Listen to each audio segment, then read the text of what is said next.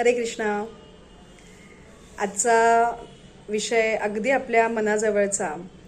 प्रत्येकाला असं हवं असतं की बाबा मला मातृत्व मिळावं, मला पण आई व्हायचं आहे, मला एका जीवाचा सांभाळ करायचा आहे, मला पण हवं आहे ते बोबडे बोबडे बोल, तो युलूसचा हात, त्याला जवळ घेणं, छातीजवळ कवटाळणं.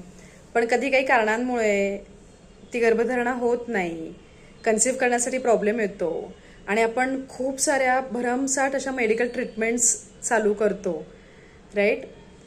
मेडिकली सायंटिफिकली शरीराला त्याच्यासाठी डेव्हलप करणं खूप महत्त्वाचं आहे. पण ह्याच्या सगळ्याच्या पुढे एक अशी शक्ती आहे जी ह्याच्या पार आहे, ज्याला जर तुम्ही शरण गेलात तर नक्कीच तुम्हाला मॅजिकल रिझल्ट्स दिसतील. पण ते शरण जाणं मनापासून असावं. आणि भगवंत स्वतः जन्म मृत्यूचे अधिपती आहेत. भगवंतांच्या हातामध्ये सगळ्या गोष्टी आहेत. भगवद्गीतेतल्या 9व्या अध्यायातल्या 10व्या श्लोकामध्ये याचा उल्लेख आहे. तो श्लोक आपण वाचूया. मयाध्याक्षेण प्रकृतीस सूयते सचराचरम. मयाध्यक्षेण प्रकृतीस सूयते सचराचरम. हेतुनानेन कौन्तेय जगद्विपरिवर्तते. भगवंत म्हणत आहेत, हे कौंतेया, माझ्या अनेक शक्तींपैकी एक असणारी ही भौतिक प्रकृती माझ्या अध्यक्षतेखाली कार्य करीत सर्व चराचर प्राण्यांची निर्मिती करते. तिच्या नियंत्रणाखालीच या सृष्टीची वारंवार उत्पत्ती आणि संहार होतो. आपल्याला उत्पत्ती हवी आहे, आपल्याला एक नाजूकसं छानसं जीव हवा आहे, मातृत्व हवं आहे.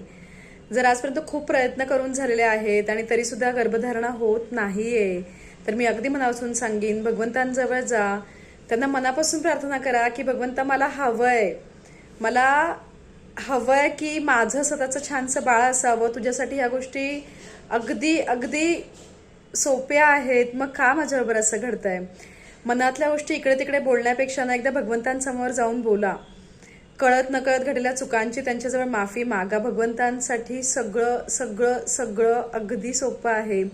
तुम्हाला तुमच्या ओव्हरऑल सिच्युएशनमध्ये मॅजिकल रिपोर्ट्स दिसतील, मॅजिकल रिझल्ट्स दिसतील.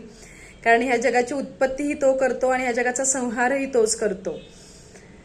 होतं काय, आपण मटेरियलिस्टिक गोष्टीमध्ये इतकं बिझी होऊन जातो की अरे ज्याच्या म्हणतात ना, ज्याच्या मर्जीशिवाय झाडाचं एक पानही हलू शकत नाही, त्याला शरण जायचं तेवढं राहून जातं. पण जो त्याला शरण गेलेला असतो ना, त्याच्या आयुष्यात मॅजिक्स घडतात. जगन्नाथांची रथयात्रा धायरीमध्ये निघते. एक भगवंतांची भक्त होती की जिला 10 वर्ष झाले गर्भधारणा होत नव्हती. सगळ्या ट्रीटमेंट्स करून झाल्या होत्या. मागच्या जगन्नाथांच्या रथयात्रेला तिने भगवंतांना हा नवस बोलला होता, जगन्नाथांना, की मला प्लीज गर्भधारणा होऊ देत. या वर्षी या जगन्नाथांच्या रथयात्रेला त्यांना खूप गोंडस मुलगी झालेली होती.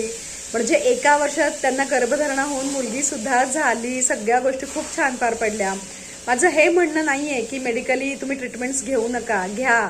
पण ज्याच्या हातात हे सगळं आहे ना, जो ती जादूची छडी घुमवणारा आहे ना, त्याला याच्यात तुम्ही विसरू नका. सगळं करा, पण रोज त्याला भजा, त्याला स्वतःचं दुःख सांगा, त्याला स्वतःचं मागणं मागा, त्याला अगदी मनापासून बोलवा.